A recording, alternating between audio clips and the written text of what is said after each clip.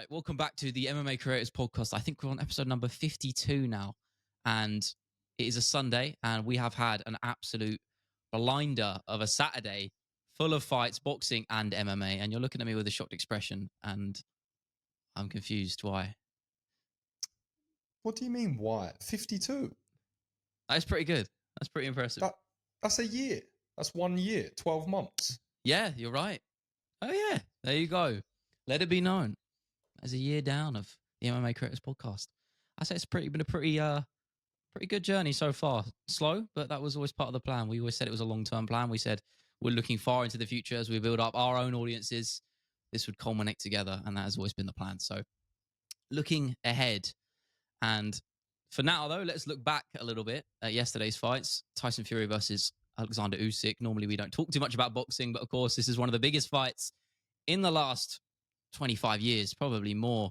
Of course, Alexander Usyk becoming undisputed heavyweight championship, and they said it on commentary, but it was the first time in however long, a long time since we've seen that.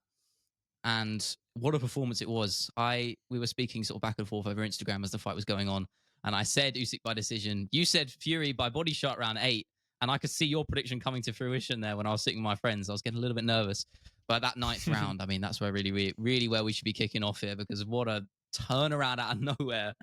Yeah, phenomenal performance. Credit to Fury for staying in the fight, but I think it should have been stopped, personally, in that 9th round. And I know you feel the same. I don't know if I feel the same. Well, last night, you gave me the impression. Sorry. No, it definitely should have been stopped from a moral standpoint. Don't get me wrong. I think that's pretty clear. I think... I don't know what the right answer is. I don't think there's a right or a wrong answer, but I think if you ask both fighters if they were in that predicament, they would want it to continue. I think if you asked every fan watching there and it behind the TV screen, they'd want it to continue.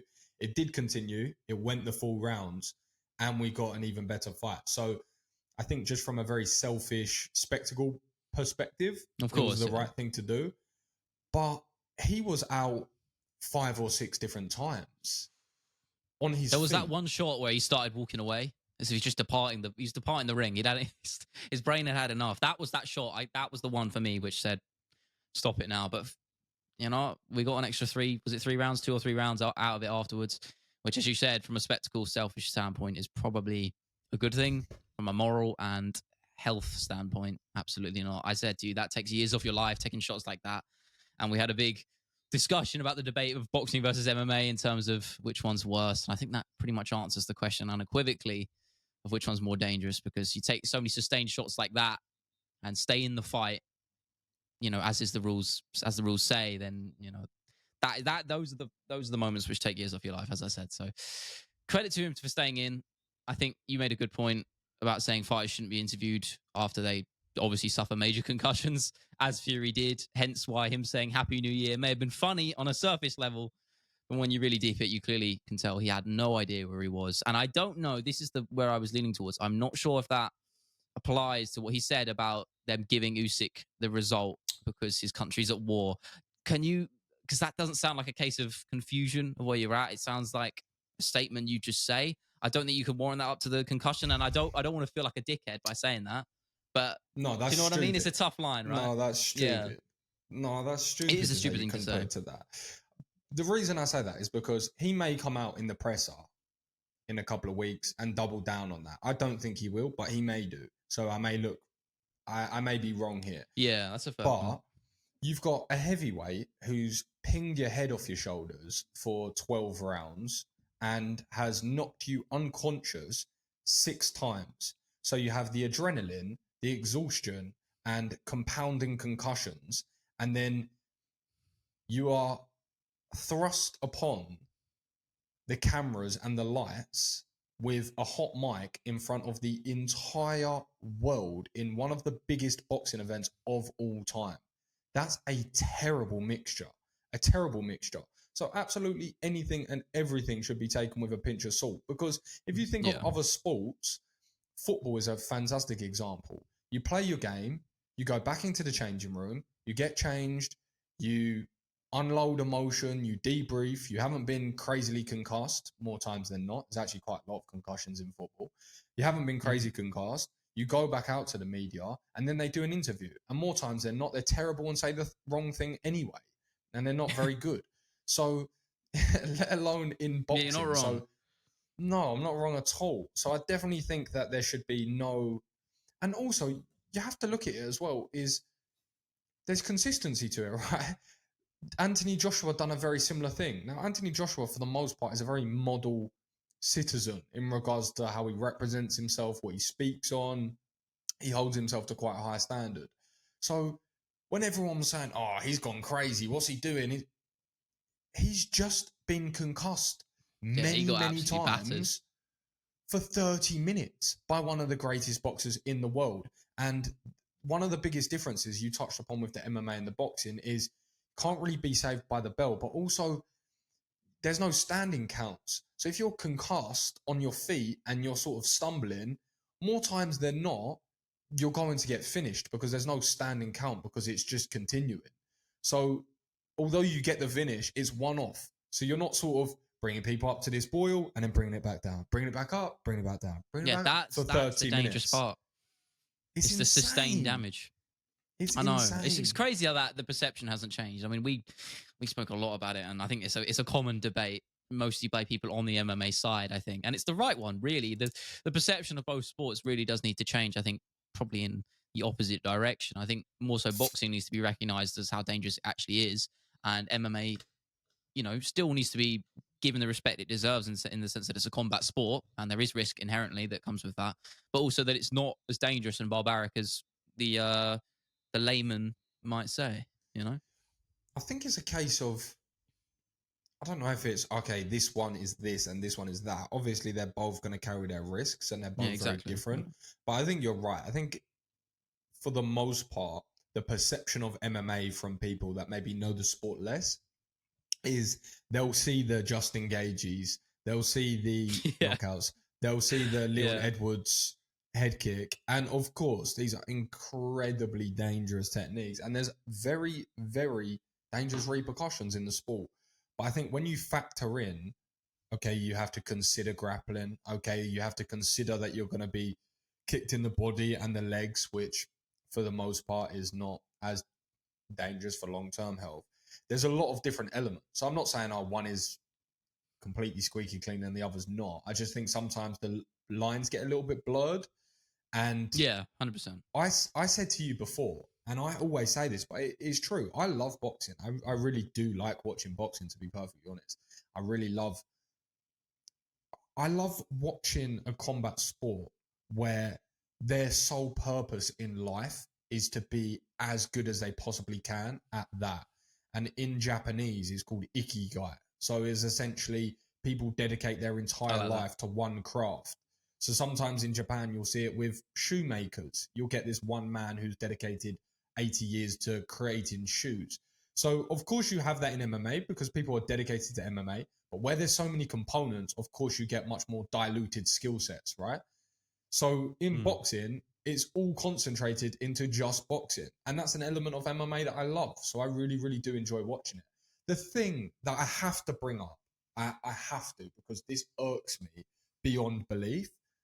And this isn't me trying to create some divide between the sports. You know where I'm going.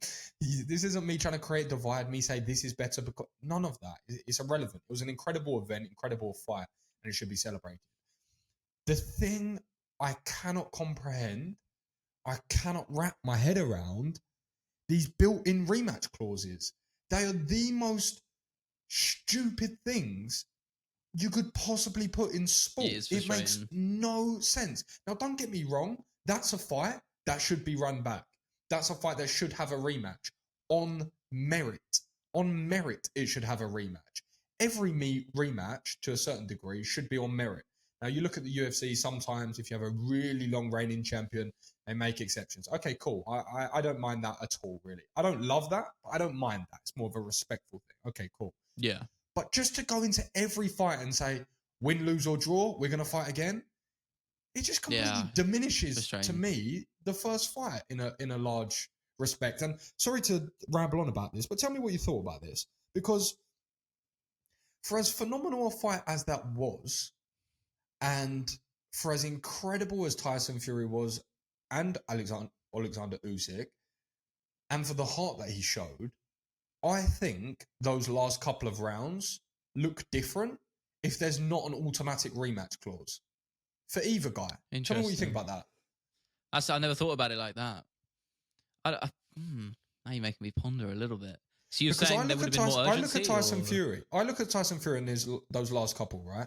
And by the way, he's just been knocked out 10 times. He's still standing and facing the heavyweight. There is no Mental. There's no me critiquing his performance. There's literally none of that happening here.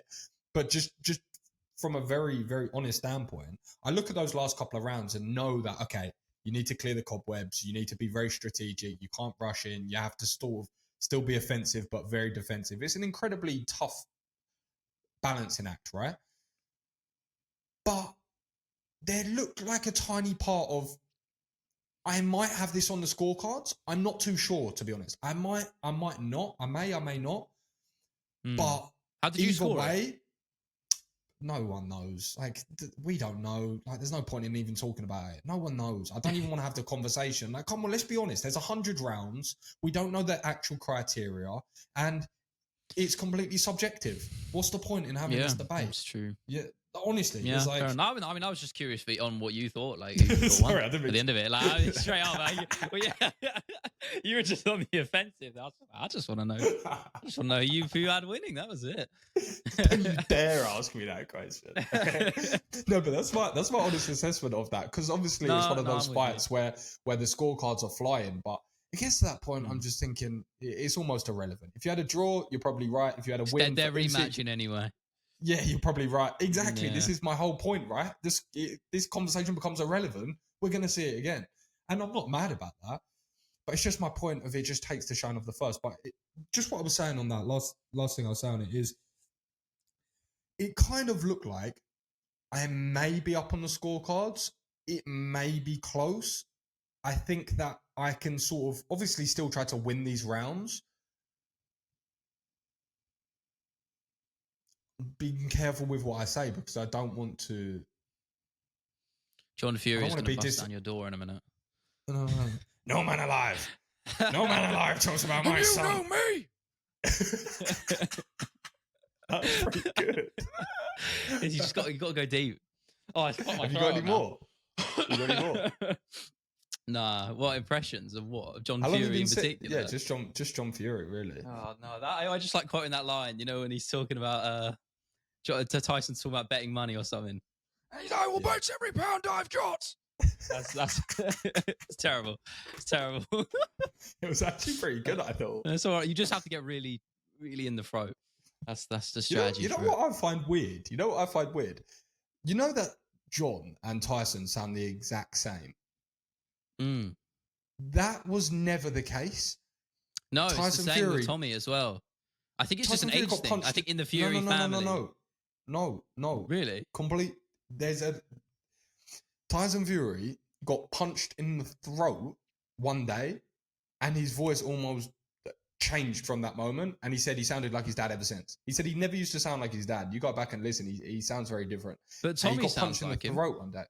I don't know what the reason is for that, but Tyson Fury pinpoints it to the fact that he got punched in the throat once. I did hear about that, to be fair.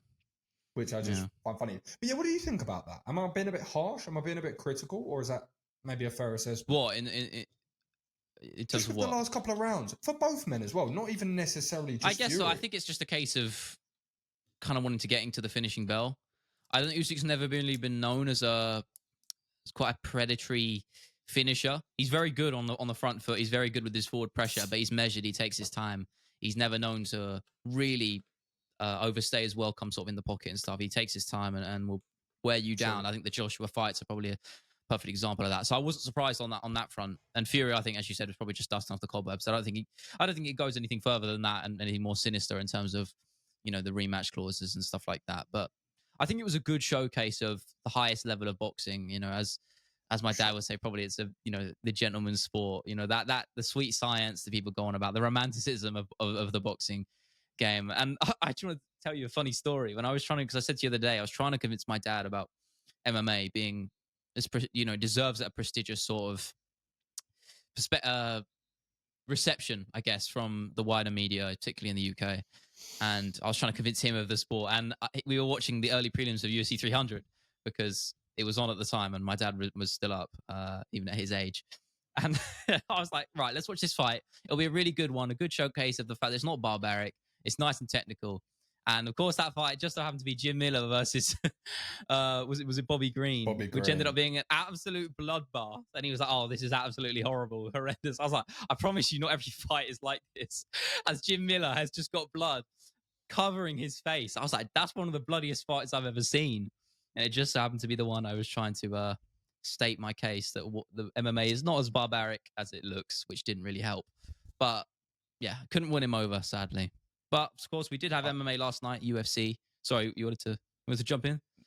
No, I was just gonna say the last thing I want to say on that is I kind of love this idea that Turkey Al-Sheikh is sitting at home just as one of the biggest boxing fans in the world.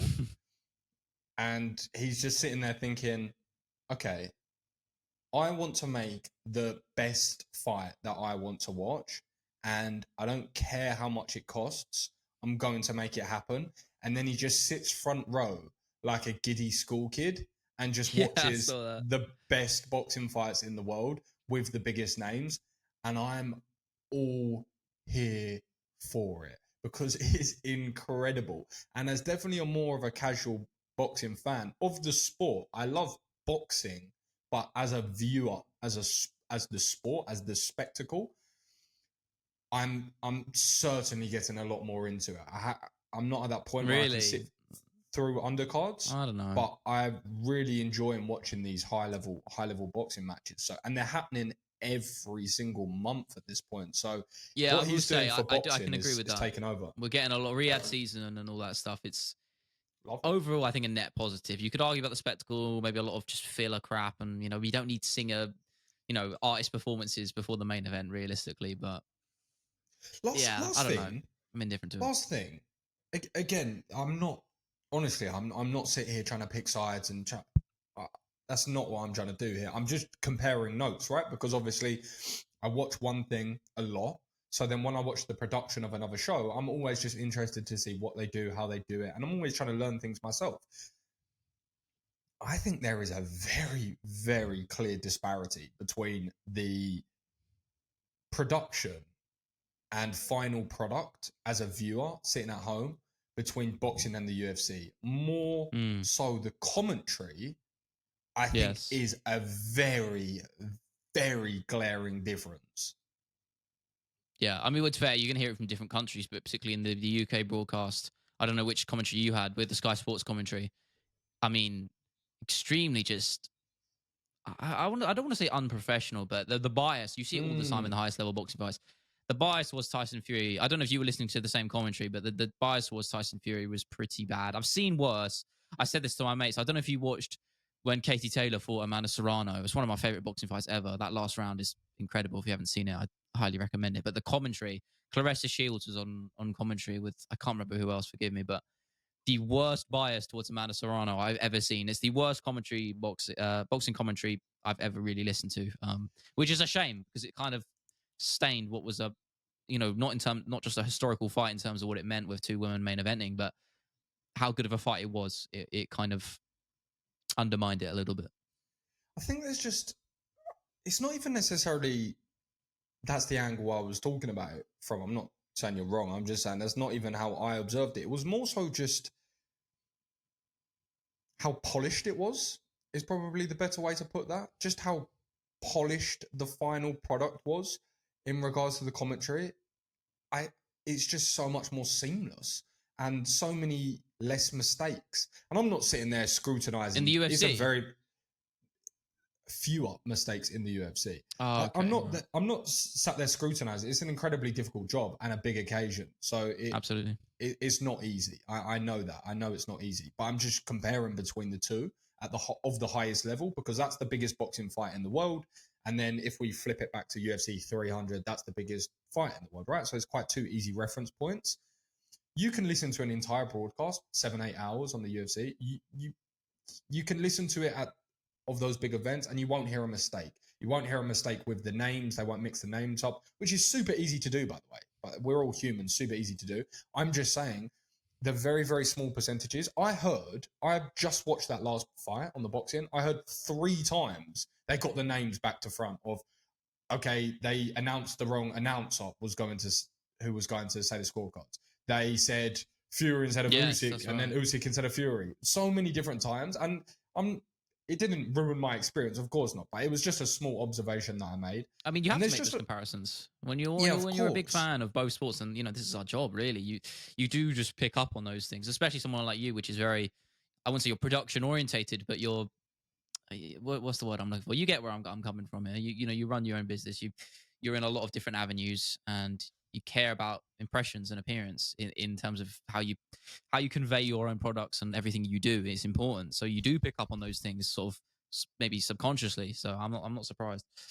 I think as well, the actual final last one on that. I feel like the template of the UFC is just a lot cleaner, and it's a lot more replicable in regards to the walkout, the people in the cage, the post-fight. I honestly really, really don't love at all how in boxing there's 900 people in the ring, and oh my god, I was going to mention this earlier, in different corners, and they're like, okay, this person won, and then they just, oh, cool, it's nice, they celebrate with their team.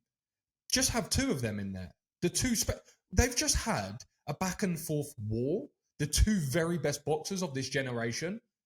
I don't care about their teams. I don't want to see their mum and their dad and their family. I want to see both of them in the ring with the announcer. And I want all of the attention and all of the momentum to them, to that focal point. Because it just dilutes everything. There's so much going on. And I'm really nitpicking here, but it's just what I felt. No, there's so much going on. It is nitpicking, but I agree. It just dilutes away from the 2 focal points. So we've just watched them go to war for 30 minutes. What, we can't give them 3 more minutes while we just announce this and then lift the hand so we have a succinct photograph of, I don't know. Not Let's possible. move on. I almost think it kind of adds to it though in a little bit. I think that's kind of it's its own thing. It's boxing. There's a charm. But let's move on to the fight night from last night. Of course, Lerone Murphy putting on an absolute, I might have to say, clinic against Edson Barboza. And credit to her for hanging in there against a guy who's always dangerous, even at 38 years of age, and the amount of punishment he's taken over the years. Down a weight class, at featherweight, where he's actually had a little bit of a renaissance in many ways. And that up kick at the end of the first round would put out a lesser man. And I didn't even almost half saw it. I didn't realize how flush it caught him. And I saw that slow-mo replay. Fair play for him to taking it, not just taking it, but recovering, taking the time on the stall in between rounds, coming out, looking fresh as a daisy, and dominating. I think the only criticism I'd probably say, and this again, maybe a lack of experience here, just a little bit less urgent for the finish. I feel like he probably could have put Barboza away at any time in that fight. Obviously, he was wary of. That might be a little bit harsh, but I didn't like the decision to just start shooting for the takedowns. I think the finish was there for the taking. I think he was landing at will. He could set up with the jab. Maybe I'm being a little bit harsh, maybe playing devil's advocate a little bit, but I'm going to lean into it. I think he probably could have got that finish any time in the past the 3rd round, to be honest. I think he was there for the taking. Yeah, every time he was backing Edson against the fence, I think that a few combinations here and there, I think he would have put him away. I really do. It was frustrating when he would lead the jab and then shoot the double. It's like, the finish is there. Take it. I feel like that was just a little lack of urgency, personally. But it was a credible performance, no less. When's the last time that Edson Barboza got finished? Justin Gaethje comes to mind. I don't think it may be since then. I'm going to have a look. If I've got that right, I'm going to be pretty proud of myself. The reason I say can't think of another time. The reason I say that is because he's incredibly durable. You're in a 5-round main event. It's the biggest fight of your life. And this is a man that his only chance at that point of the fight, who was down on every round almost, was for a spectacular knockout. So I think what I would say is I think that's harsh. The only reconstruction I would make of that conversation is I think that the finish could have been there just towards the later end of the rounds if he just went to the body a bit more, because Edson was just eating eating the shots to I honestly don't know how. The elbows that he was framing with were beautiful. I always say that isn't a technique used enough in MMA. Agreed. I always say that. Shout out Christian Leroy Duncan. He does a very good job with that as well, right? And I always like it when Felder's on the call because he always picks up on it because obviously he's just an elbow fanatic. But he just done such a great job at framing different ways as well. Framing with little up elbows. And obviously because I've been a lot more dialed in on Muay Thai recently and watching a lot of Muay Thai, I love seeing a lot of those techniques translate over. So that was really, really cool to watch. It was cool to watch how Lerone utilized really nice boxing in the pocket to mitigate the kicking game of Edson Barboza. So just fighting at a different distance, which was a phenomenal game plan and was exactly how you should fight Edson Barboza, because as good as Edson is, he's not as good in the pocket when it's talking combination boxing. He's better from a kickboxing Muay Thai range. So Lerone got inside of that almost always and then let his boxing go. But then he was also mixing in the Muay Thai with different types of elbows. Like I said, step-in elbows, up elbows. He was framing on the head and then cutting angles with it. So that was really nice.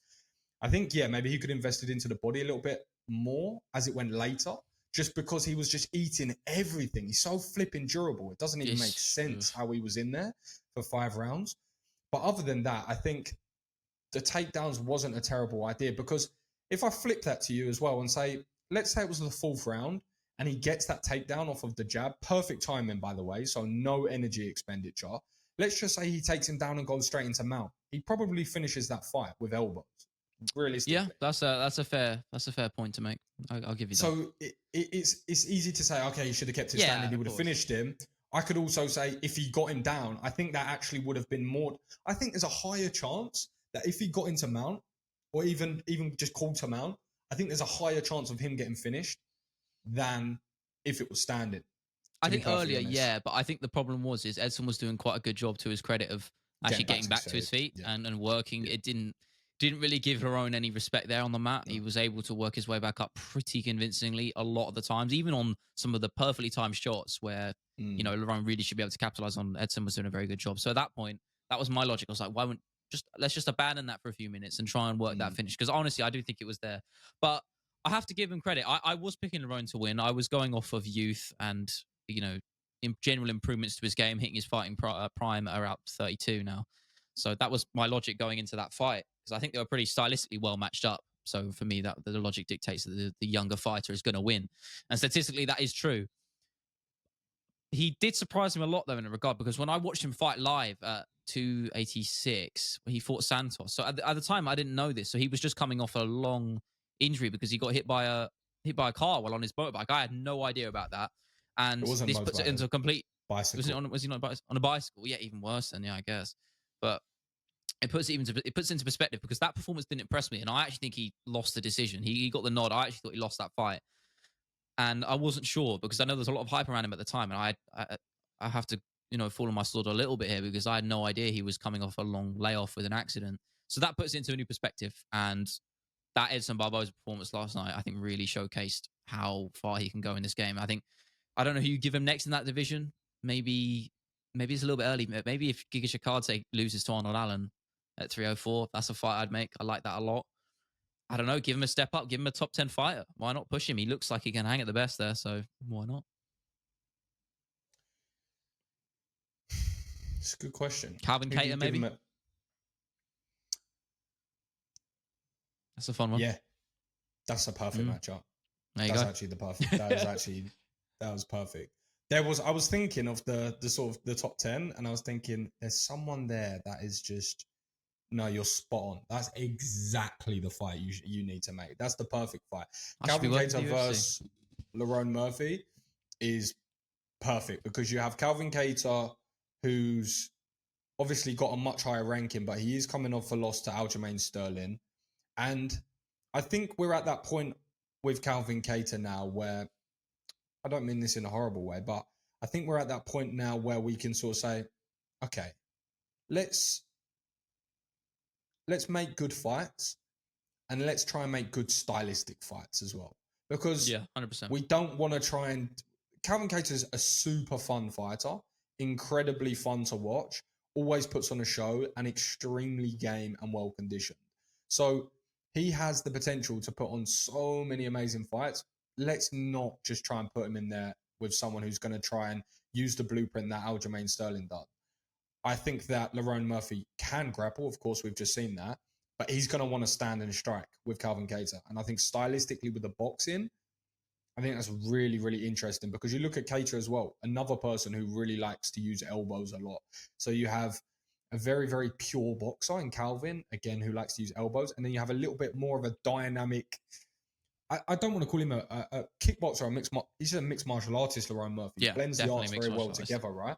And he fights very well at all ranges, which is nice because even you watch his kicking game from the outside, really, really impressive dexterity with his kicks off of both stances. He was going to the body out of southpaw with a power back leg. He was going with question mark kicks to the head. And you could see that he was trying to get those, not style points, but you could see that he was trying to Edson Barboza, right? You could see that a couple of times. Few spinning back kicks, few spinning hook kicks. Yeah, I wanted more of those, to be honest. Yeah, they were Same with Edson. I think that was Edson's biggest key. There was one shot I wish he really, that left high kick, he was setting it up with the body really nicely, and Lerone was ducking his head to the right just a little bit whilst blocking the body. I was waiting to see that high kick sort of to, he was setting up, but it never really came. I don't think he really committed to it, which is a shame because I'm a layman in the striking terms, but that was something. But I think the difficult thing with that, right, is you may get that read, or we may see that read from here. Okay, so he's going to the body and he's dipping off to that side in the orthodox stance. But the very difficult thing with Lerone is he's very well balanced out of both stances, defensively sound as well. So as soon as you may pick up on that read or that look, you may have 4 passages of play where that's not there, and you haven't seen that for a round again, and you can't find it again, and it's hard to set up again, So sometimes you'll see things like that, but when you have fighters, especially like Lerone Murphy, who flow between both stances quite often, it's very hard to get those reoccurring reads, and especially when you're getting beaten up, is even harder. Yes, that's a good point. But yeah, I will say, I'll just throw this at you. I'll throw this at you just before we move on to maybe some 302 chat and obviously what we've been doing as content creators in the space. There was a while ago at, I believe it was 286, it was meant to be targeted for. Maybe it was for Fight Night London. Lerone Murphy was meant to fight your man Nathaniel Wood. How would you say that matchup goes now in hindsight? With the knowledge we have now, how do you think that fight goes? I was watching that fight and I was thinking, mate, stylistically, that is fun. It's fun, but I want to know who you've got winning. Mate, I've no idea. It's a fist fight at the highest level between two incredibly skilled athletes. And that is not me being diplomatic. That's me being very, very brutally honest. That's a difficult fight for both fighters. Like, that's the honest truth of it. Because you look at what Lerone does well, Nathaniel does a lot of those things very well as well. If you look at what won Lerone the fight for the most part in that fight was his boxing, right? If you were to ask me... I would have said the speed. Okay, well that's... Which is where I was leaning in towards, with Nathaniel matching that. That's more of an attribute, right? So you're not wrong, but I mean more in regards to skill set. Yes, yeah. Okay. You look at what sort of won him that fight. Obviously, there's loads of things that you could pin that down to, but a lot of it was the fact that he could close the range and fight in a boxing range and do his work off of that, which he done phenomenally. Now, with Nathaniel, that's his MO as well. He wants to sort of get into that boxing range. He likes to kick from the outside. He very, very good low kicking, incredibly good low kicking game. Yeah, some of the best. He doesn't mix the targets as much, but it doesn't matter because the calf kicks are so devastating that it really only takes 1 or 2 to be very, very compromised, and for you to have that in the back of your mind. So both guys are, to a certain extent, wanting to do the same thing, and they both have a lot of good skills in those areas. So I don't know what that looks like, but... So it's fun, though. It's a shame we didn't get it. I remember when it got cancelled, I was devastated because I thought stylistically that was such a fun matchup, even at the time when probably you could argue both guys probably aren't as good as they are now. So, if they ever make that in the future, you're getting an even better matchup because you've got guys who are just evolving their game even more. So Lerone, I think, definitely maybe a bit more. He's come leaps and bounds, I think, in particular over the last couple of years. But yeah, it's a fun one either way. I just wanted to throw that your way out of curiosity. No, it's good that you asked because I did think about it, but I also thought about it as in it's good that obviously want the British guy to always win, and he had an incredible performance. And sorry, I just had dinner before I jumped on this call. Honestly, I'm not really a rice fan, but this crab rice from this restaurant just round the corner is phenomenal. Genuinely one of my favorite dishes that I've had in Thailand. And I'm not usually a rice guy. I have to try that when I go. Crab rice is different gravy, regardless. Fun fight, and I think it builds it even more in the future. And I don't know how it looks. You can never predict this game, but London or Birmingham, main event, featherweight top 10. Well, there's meant to be another London fight night coming up, so I can see it. I won't tell you by who, but I got told that a while ago, actually. I'd never heard that other than from this person. It was on, I think it got confirmed by, it was some source, and it was on, I saw it online, but it was a reputable source. I wish I remembered who, but yeah, they were meant to run it a week apart from Manchester, the 304 card, but they couldn't book the O2, so it's being moved. It's just a shame, because I probably would have gone to that. That's what I knew, because when I was speaking to Nathaniel about his fight, he was telling me that's essentially what the UFC was planning.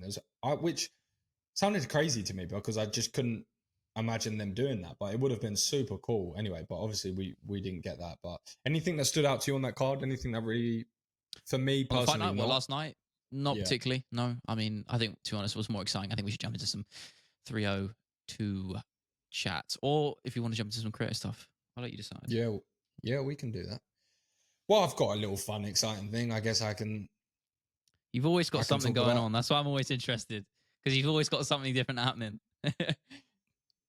True. Yeah, feel free to ask me anything. So this week, bit of a hectic one, right? So I got on my Instagram the other day, and I got a follow from a bald featherweight, as I said the other day. I wonder who that is. But the reason why that's cool is because he's actually coming to Bangtao next week to do 2 seminars. What a privilege. So I found out about this very last minute, obviously. And Alexander Volkanovski, if you didn't know who we were referencing there. I said this to someone the other day, actually. They were asking, and they said who, and I said bald featherweight, and they said could be Giga Shikaze. You never know. No, they said Josh Emmett. This. They said Josh Emmett. I don't think it was me. Laughing. Maybe it was me. I don't know. They said Josh Emmett too. There's a lot of bald fighters, which made me laugh anyway. But I was chatting. Yeah, I know who it was.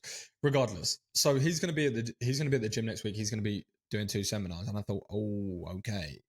I can't let this opportunity go to waste. And it was funny, actually. You know what? I'll tell this story as well. You know what? In fact, I'll even get up on my phone just so I can read a little thing. So when he dropped me a follow, I didn't message him straight away, but a couple of days later, I just dropped him a nice little message, and he replied like, "Oh, thanks for the nice message," or whatever. Oh, did he? And then just said, he said, apologies for missing the messages over the years. Man. That's what he said. But the reason why that's funny is because, so I don't know if you'll be able to see this, but basically when you tag people in posts, it just comes up in like the DM bit. So obviously over the years, he's obviously been, that's one of the photos, me and Sydney. But the message that I sent him, what he's referring to is quite a cool one. So 30th of June, 2022. And I said to him, Volk, I'm writing this to read back on in a couple of years where I've taken my brand to the point we'll be doing some work together. You've always been one of the fighters I've resonated the most with because of your skill mentality. One of my goals with the page was to grow to a point I record a Food Fighters episode with you. So I'll give it a couple of years and I'll do just that. It was a bit of a longer message than that. But that was in 2022 of June. 24 months later, we get the follow. And this week, I will be flying out to Phuket to go and meet the boy at the seminar. And I will be not going empty-handed because as soon as I found this out, I got straight onto the phone to my artist contact, and I said, we need to do something here. We can't let this opportunity go to waste. Proactive. So we brainstormed and worked on this design super quick.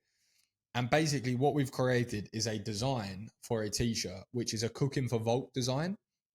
So what I wanted to do was include various different elements. So you would have seen before my Food Fighters logo on the front of my top where I have embroidered. So that's going to be on the front, but on the back, the artist has created this really, really cool design where basically I have Volk in a Cooking for Volk sort of like episode, if you like. And it was very, very thoughtful. So in the background is a Macedonian sun because he has heritage from Macedonia, but it also just so happened to be a piece of art that this artist had done before on this particular flag, and I really liked it. So I said, cool, let's integrate that. I said, let's integrate the cooking with Volk and him cooking, of course. Let's integrate gyros because his mum is Greek and I love gyros and he's cooked those many times. Who doesn't love gyros? Exactly, or gyro or gyro. It's a win. It's an easy win. Easy win. But then as well, I said, his dad, have you ever seen Alex Volkanovski's dad? No, I haven't. Looks like the most cliche Italian pizza maker you've ever seen in your life. The most cliche Italian pizza maker you've ever seen. He's not Italian, but he just looks it. So I said, let's get him in chef's whites cooking a pizza so we can have his dad in there. We can have essence of his mum's heritage in there and essence of his heritage in there with Cooking for Vogue, with the thing. So we can touch a lot of different points, a lot of different emotional points. And then as well, on top of that, I created a QR code which has a video of the entire time-lapsed process of creating the design. So from start to finish, it has all of the drawing, all of the coloring, all of the detail, all of the very, very small details that go into it. And then next week, I'll go and give him that with a couple of episodes of the... How are you going to get the time with him, though? Because there's going to be hundreds of people, probably. That's the only problem. Drop him a message. I'll say, I've got a little gift for you, mate. I like that. I hope it goes well. I'm looking forward to it. Nothing else needed, right?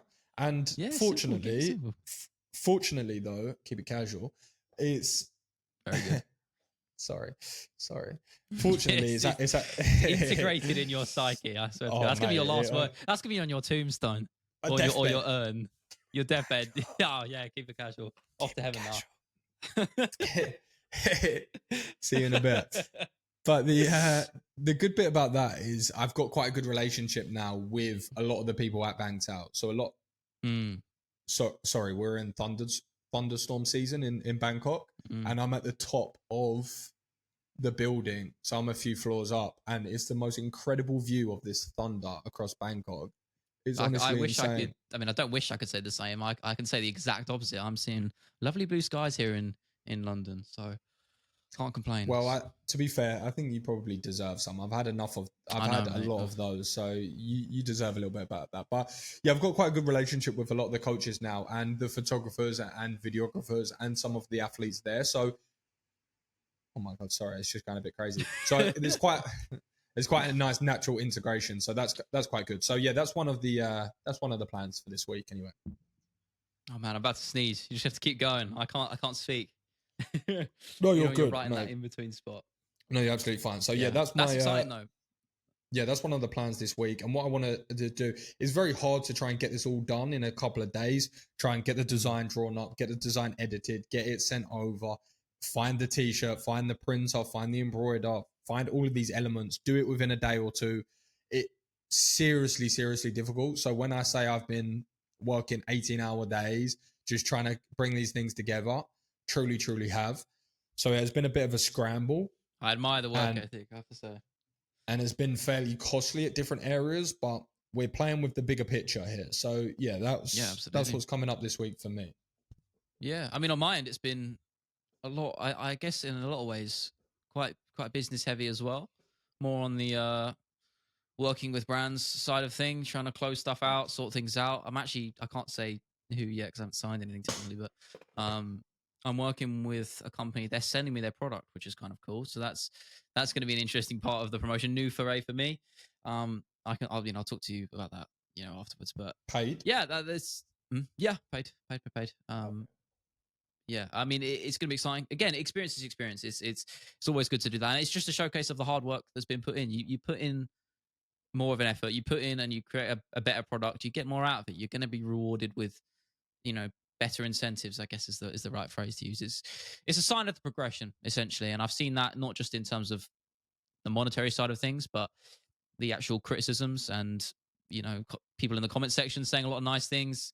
Yeah, it's been exciting. Again, pretty much business as usual for me in terms of the content side of thing. Actually, maybe not. That's a lie. Actually, I did technically start my talking channel. I haven't posted anything on it, but I've set up the branding and all that. Oh. Just variations of what I'm already doing. So that's in the pipeline for the next couple of weeks. We're going to start doing 2 videos a week, just talking to the camera, flexing that side of my creative, a new branch on the creative tree, I guess is the phrase to use.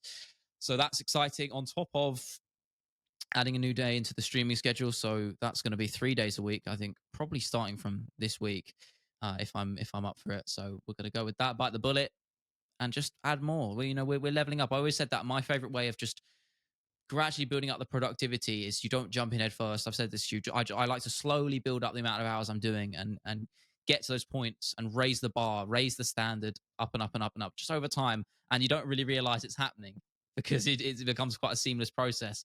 So that's the stage we're at. Yeah, it's exciting. I mean, YouTube channel's doing good. New videos doing pretty well. The Tony Ferguson one, probably my favorite video. Yeah, really lent into the editing side of things. I think a lot of people who watch my videos regularly will also agree. Really lent into the storytelling side, but less so through the script, which I don't usually do. But I thought we'd change it up a little bit. And it was a lot of work. It's always way more than you think. On that, you end up crunching the last few hours trying to get it done. And it's just, sometimes it can be very difficult. But we got there and roll on next week. We've got a big couple of weeks ahead. It's going to be very fun. I think that's a really sort of important thing that you touched on that I know I do. And I think I don't want to say everyone should do because everything's nuanced, everything's different, everyone's got their own style. But I almost never see any benefit personally for a lot. If you have one overarching goal or idea that you want to commit everything to, okay, cool, go head first in. But if you have something, okay, this is not necessarily my main priority, like your talking channel, for example, is a good example.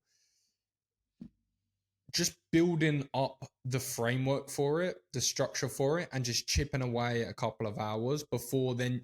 And then all that you do is you sort of you create the foundation for it. So what I mean by that operationally is, okay, maybe you design the logo, the banner, the header, you organize the playlists, you understand what structure or thumbnail you're going with. Just little things that you can do before you've actually done anything. I need to do, actually, the thumbnails. Yeah. So you can create that foundation, right? So if anyone's listening and thinking, okay, what does that mean? Because sometimes it's important to just unpack what these actually mean operationally is, okay, take care of those smaller things. Is your account verified? Is your account linked to your other accounts? Like, is it needed to be linked to an Instagram or a Spotify? If it's going to be a talking channel, are you going to need to create a Spotify account so that you can have the audio through there? It's doing a lot of these smaller, more foundational pieces before you then get into the bigger areas. And then what happens in turn is, number one, you have a better foundation to build off of. But number two is you build up small habits. You build up small habits and you build up a platform, and then it makes it a lot easier to transition to going into, okay, cool, now I'll film the video, edit and post, rather than trying to do everything at once. Very overwhelming, very overloading. And then it's very unsustainable for the most part. So what you said there is, I think, super important. I know I do the same. And I think a lot of people would more often than not benefit from doing the same thing. And just coming back to what you said earlier, just to explain to people a little bit more, what does that process look like for you in regards to the sponsorships? Are you reaching out to people? Are they reaching out to you? Are you sending packages to people? Are they asking just for a price off the bat? Give people a little bit more transparency onto that without obviously going into too much detail. There's different routes to take. I mean, a few months ago, I was a lot more proactive with it. Didn't have too much success, so I kind of put it on the back burner for a bit. But of course, my channel's performing a lot better now. Since I've leveled up my content, it's reflected in terms of the the results, as I said, more in, more out. And I got contacted by a marketing agency, which is they essentially work as a middleman between brands and the creator. So they reached out to me a month or two ago, or a few weeks ago. I'm not sure. And I didn't hear back from them. I was like, cool. I gave them my quote. They were like, cool. We'll reach out to you at some point. Didn't expect too much on it. And fast forward like 3 weeks, I get an email from them again. They're like, yeah, this brand wants to work with you. They gave me the quote. Negotiations, hit and miss. Not exactly ideal, but sometimes you have to play the game. It's you don't always get what you want. That's how it is sometimes. But it wasn't too bad. I wasn't mad with the overall figure. But yeah, it's a complicated process as much as you make it. I think it can be really simple. It can be done very quickly. I work with the last brand I worked with. Credit to the guy that ran the company, because we jumped on a call. We're transparent. Had everything sorted out within an hour and a half call over Zoom, and then it was signed the next day. Meanwhile, you work with a lot of other companies, and they'll be really bad in communication. Take weeks, sometimes up to like a month, 2 months. Very frustrating. Fortunately, the ones I'm talking to right now are very good. They're proactive, get back to me very quickly, and you can iron out any details that you need ironing out.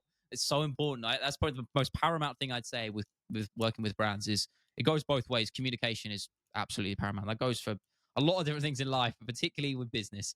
And when you have a brand that is willing to do that and go the extra mile with you and take those extra steps, it just makes the whole process so much less stressful and much more enjoyable as well. I really agree with what you said there, and I guess we can sort of round up in a little bit because I know you have to go. But on that note, you said about communication. I think that's a really, really good point as well, because that's something you have to constantly improve on just whenever you're working on a brand, on a business, on yourself, is communication. And what do I mean by that? I mean being consistent with forms of communication, being clear, and being understanding. And I had to jump on a call this week as well with my editor to have a conversation where we basically have to sit down and say, okay, sometimes what happens is things move a million miles an hour and you're trying to put your attention into so many different areas, and you can reassess after a couple of months and think, oh my goodness, we've just been running around like a headless chicken.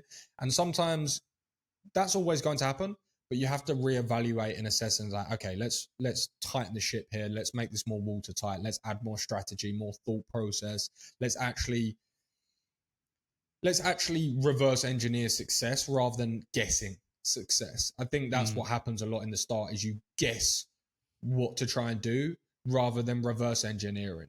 There has been success in what anyone is trying to do. Within reason, there has been success in it to some extent. So it's better to look at competition or look at people who have done and reverse engineer that and take away what's good, take away what's bad, and then apply your own style. So I think that's what I do with the editor this week, is just say, okay, right, let's really put a strategy and a thought process in plan with the YouTube. Let's really actually bump this up on the priority list, and let's really actually knuckle down on this, because we have everything there. Have the skills of the editor, have the opportunity with the filming, and we also have a brand now that 100%. We've started to leverage. So let's just succinctly bring those together. So that's sort of another thing that I've been working on this week, but I think a good enough place to round out, right? Absolutely. Yeah. I mean, it's a good chat. I mean, I don't know you're stepping up the YouTube game so much. I'll have to talk to you about that afterwards at some point. But we'll get to that. Anyway, this has been the MMA Creators Podcast. I think it is episode number 52. I said it earlier. I'm pretty sure it is. But anyway, we will see you next Sunday. Cheers.